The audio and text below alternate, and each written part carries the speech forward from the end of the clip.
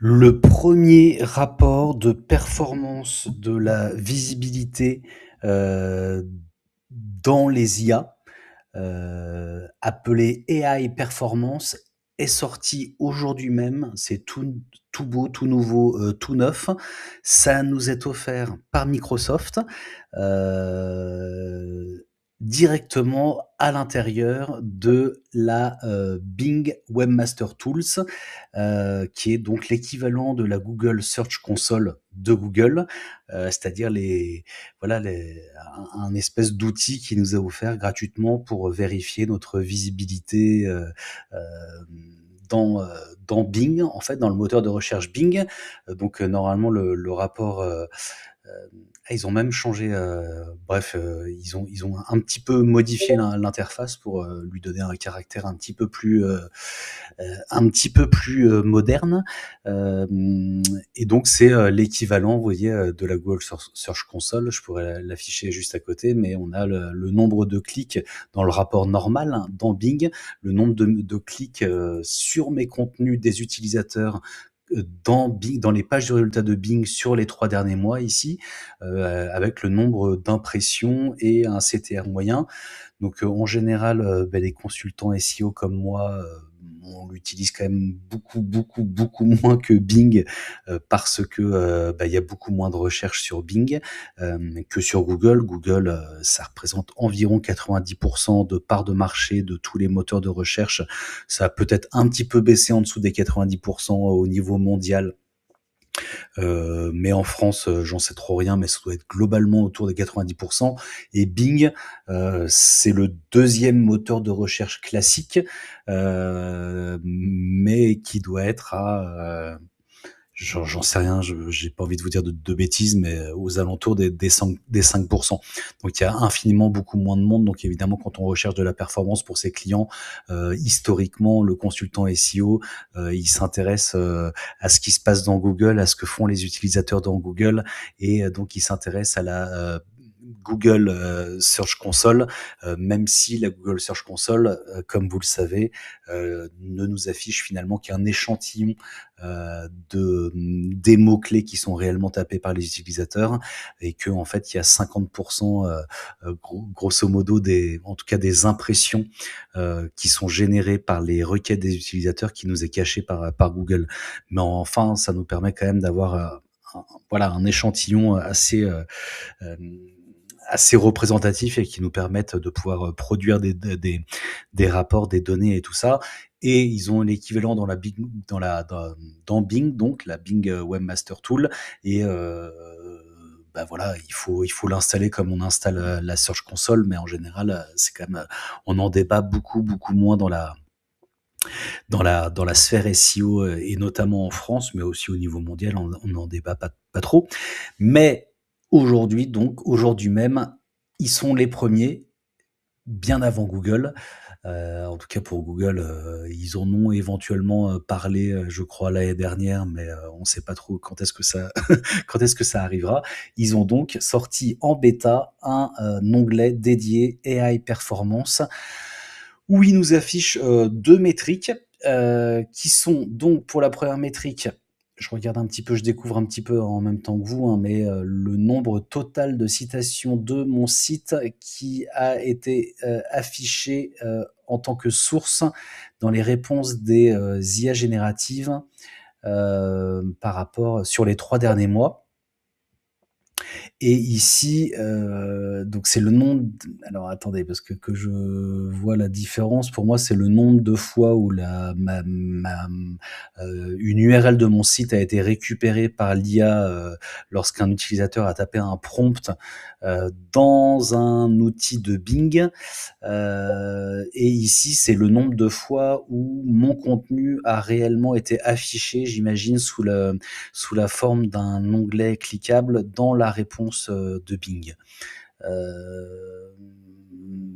J'essaie de regarder le nombre moyen, de fois où une page unique par jour a été citée, a été affichée. OK, donc c'est le nombre de fois où elle a été affichée et le nombre de fois où mon contenu a été cité. Bon, ça demande à être un petit peu creusé. Mais en tout cas, ils nous disent bien que c'est un échantillon. Un échantillon donc où on voit ce qu'ils appellent les grounding queries, donc c'est-à-dire les requêtes d'ancrage, donc un échantillon des requêtes qui ont été tapées par les utilisateurs dans, disons Bing Copilot, mais ils expliquent que c'est, à la fois Bing Microsoft, je crois, Bing Copilot et ce serait bien si mon ordinateur se chargeait un petit peu plus vite, si les pages se chargeaient un petit peu plus vite. Et puis il parle de visibility, total citation, average cited pages, grounding queries, montre les phrases clés qui sont utilisées par les IA quand ils récupèrent des contenus qui sont référencés dans les IA génératives. Ça représente un échantillon de l'activité de citation d'ensemble. Nous continuerons à affiner cette métrique au fur et à mesure qu'ils récupéreront de plus en plus de données. Alors c'est pas ultra clair parce que si ce sont des queries fan-out, c'est-à-dire la retraduction des prompts des utilisateurs en des requêtes que les IA vont taper dans des moteurs de recherche classiques, c'est étonnant dans le sens où ça ressemble pas du tout aux queries fan-out de ChatGPT qui sont très très longues et en plus globalement pas forcément compréhensibles par des humains. Elles veulent pas dire grand-chose, les requêtes, si on les prend brut de décoffrage. Ce que je pense, mais sans en être sûr, c'est que ce sont les queries fan-out, mais retraitées, avec un espèce de nettoyage. En retirant des stop words ou en les retravaillant pour qu'elles ressemblent à quelque chose pour nous, les utilisateurs, justement. Ou alors ce sont les vraies requêtes des utilisateurs, mais ça serait étonnant que les utilisateurs tapent des requêtes qui ressemblent à ce point, enfin tapent des prompts en fait dans Bing Copilot qui ressemblent à ce point à des requêtes qu'on tape dans Google. Donc parce que normalement Bing Copilot il est quand même censé utiliser un modèle d'OpenAI, donc vu le partenariat qu'il y a entre les deux. Et encore une fois, OpenAI, en tout cas à travers ChatGPT, fait des queries fan-out qui sont pas ces queries fan-out là. En plus, une fois sur deux, elle fait des queries fan-out en anglais. Ce qui a pas du tout l'air d'être le cas ici. Il m'en affiche 80 en tout cas sur les 3 derniers mois et c'est globalement un peu beaucoup les mêmes. Donc je découvre avec pas forcément d'étonnement, mais je pense que je peux plus me cacher. Je suis un influenceur pour agence GEO. Je crois que maintenant je suis complètement démasqué. Donc un de mes contenus aurait été cité dans la réponse au cours des 3 derniers mois pour agence AIO 295 fois. Je trouve ça absolument énorme. Mais en même temps, ça m'étonnerait pas du tout que les agents géo spam à fond la caisse un peu toutes les IA pour savoir justement qui est cité pour éventuellement nous contacter pour nous demander de s'insérer dans nos contenus. Ce sont des choses qui se font beaucoup de nos jours. Bon voilà, c'est un échantillon. Sans vous mentir, ça ressemble absolument pas à ce que je constate ni dans mes analytics chez GA4, ni dans mes logs. Voilà, parce qu'être cité dans une réponse d'une IA qui concerne le knowledge graph, ça m'étonne un peu. Ah, il y a de la requête en anglais. Il y a de la requête en anglais. OK. OK, OK. Bien, ouais, c'est vraiment, bon, en tout cas, ce sont les requêtes que je vois dans Bing. Dans le Bing classique, je vois effectivement que je suis référencé sur des trucs sur lesquels je suis absolument pas référencé sur Google, comme, des requêtes qui sont liées hem, ouais, à l'IAG notamment, à intelligence artificielle générale ou ce genre de choses. C'est des contenus qui sont très anciens, ou à l'âge de l'intelligence artificielle, je suis pas très référencé, sur Google. Voilà un article SEO, ça je peux vous assurer que Google, ne m'a pas indexé à cet article-là. La date de création de l'IA, bon, je commence en fait à être un petit peu référencé effectivement sur le contenu, que j'imagine sur lequel je suis référencé dans les IA de Bing. Je commence à être un petit peu référencé aussi, dans Google, mais pour une raison selon moi en tout cas, c'est qu'un beau jour, je ne sais pas comment, je ne sais pas pourquoi, mais il y a quelqu'un qui a décidé de rédiger une page dans Wikipédia et de citer mon contenu dans cette page. Ça a fait un petit effet boom, qui est pas négligeable, hein. Je rappelle que les liens Wikipédia sont nofollow. Bah, je peux vous assurer que ça a eu un impact, en tout cas pour mon contenu. Donc, d'un côté, les queries, donc j'imagine les queries fan-out, en tout cas ouais, je pense. Et puis de l'autre, on a les pages, et c'est là où on s'aperçoit qu'il y a un énorme échantillonnage, a priori, hein, des queries, vu que si j'additionnais le nombre de pages qui sont citées dans les réponses des l'IA, 2600 fois, sur les 3 derniers mois, 2600 fois cet article-là, c'est quand même assez gigantesque. Ah oui, c'est vraiment, il y en a même que pour ça. Donc c'est mes 3 grands contenus.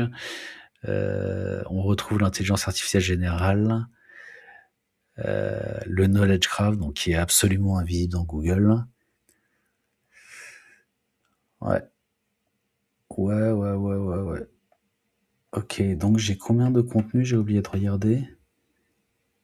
94 de mes contenus auraient été récupérés par un système, d'IA de Bing, même une seule fois, beaucoup une seule fois évidemment, mais sur les 3 derniers mois, sachant que je dois avoir aujourd'hui, peut-être un peu plus de 250 pages sur mon site, je trouve que c'est énorme. Je trouve que c'est énorme. Bing, ils font plaisir, mais là où je vous dis que ça n'a absolument rien à voir avec ce que je peux constater dans mes outils d'analytique, c'est que ça m'envoie absolument aucun trafic. T'as beau être cité, enfin ça m'envoie dans mes analytics en tout cas de GA4, il y a évidemment l'acceptation du cookie qui fait qu'on n'a pas évidemment toute la data, mais je crois pouvoir vous dire qu'au cours des 6 derniers mois, j'ai vu 2 sessions en provenance de Bing Copilot. Mais après on parle pas, peut-être pas que de Bing Copilot. Visiblement, on parle de Bing Microsoft. Donc, bah, je ne sais pas exactement à quoi ça peut correspondre, mais euh, il parle quelque part d'où proviennent ces données. Ah non, mais je sais. Attendez, excusez-moi. En fait, c'est moi qui me trompe. C'est que l'information, on va en savoir plus. Voilà, c'est ça qu'il faut faire. Et là, ils vont nous dire quelque chose d'assez sympathique. Alors, qu'est-ce qui est inclus? Donc, Microsoft Copilot, les résumés générés par l'IA dans Bing, et puis des partenaires sélectionnés. Et ils en disent pas plus. Donc voilà, c'est quand même intéressant, c'est très très échantillonné, mais tout est échantillonné, hein, de nos jours. Est-ce que je peux avoir des quand on dit date personnalisée, ça peut vouloir dire, remonter, sur 6 mois ou pas? Genre, genre, genre ça, on va prendre 1er juillet, tac, novembre. Bon, on peut remonter jusqu'au 1er novembre. Très bien. On peut remonter jusqu'au 1er novembre. Donc novembre, décembre, janvier, février. On peut remonter vraiment sur 3 mois. Ok. Il n'y a aucun souci. Il n'y a aucun souci. Citation et cited page. Ouais, c'est chelou quand même. Ils peuvent pas être un poil plus clair? Bon, faut juste que je comprenne que par jour, j'ai 21... En moyenne, j'ai 21 pages qui sont citées dans la réponse. Alors que ça, c'est le nombre total de citations. Ok, c'est trop compliqué pour moi. Ça doit être très simple, mais là, peut-être qu'il est un peu tard. Il est 22h55 au moment où j'enregistre la vidéo. Donc voilà. Ok, donc et je ne peux m'empêcher. En tout cas, c'est intéressant. C'est ça que je veux dire, c'est que c'est tout nouveau, donc ça demande. A priori, il y a une espèce de promesse qu'ils vont affiner un peu tout ça.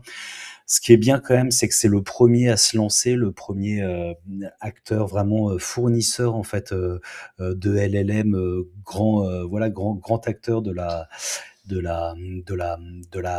big tech américaine qui nous fournit un rapport officiel. Jusqu'ici, on n'avait que des rapports basés sur des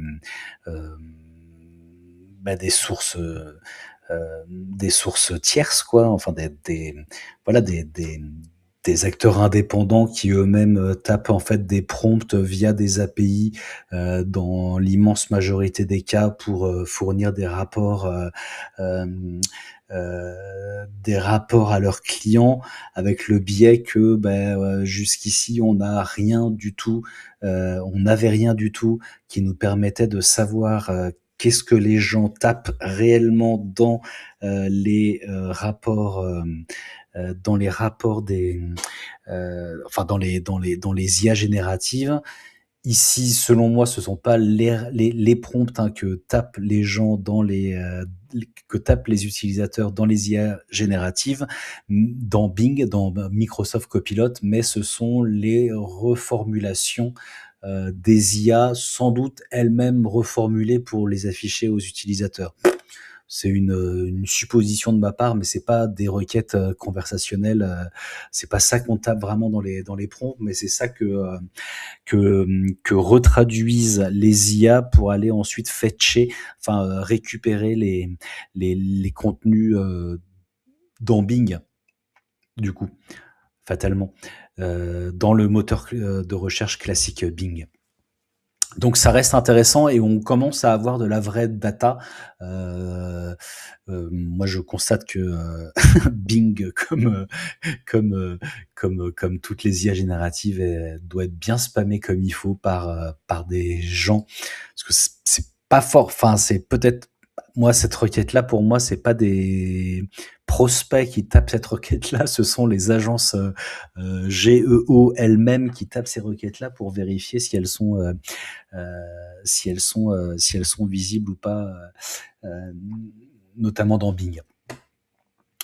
Donc c'est très intéressant et surtout on espère, je pense que c'est un peu ça le grand espoir. On espère que ça va pousser les autres à nous fournir le même genre de rapport. Google, tout ce qu'on n'a pas encore de visible en France, mais partout dans le monde, les AI overview, les l'AI mode, ce genre de choses. On espère qu'on aura un beau jour un rapport dédié, exactement comme le fait Bing, avec un onglet dédié pour voir un peu notre visibilité, quelles sont les retraductions des requêtes les plus récurrentes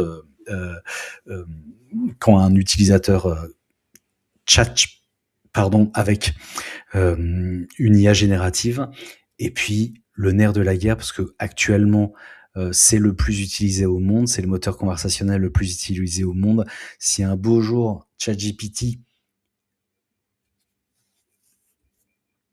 nous faisait un petit truc comme ça, à mon avis, c'est pas complètement dans les tuyaux, mais ça pourrait faire avancer le schmilblick. On avancerait quand même beaucoup moins à l'aveugle en arrêtant de supposer des prompts, dont on ne sait pas du tout s'ils sont réellement, tapés, par les internautes. En tout cas, voilà, c'est une nouveauté, c'est la nouveauté du jour. Et ce que je peux vous montrer rapidement, c'est que, où est-ce que je peux vous montrer ça? Je ne sais pas, je ne sais pas.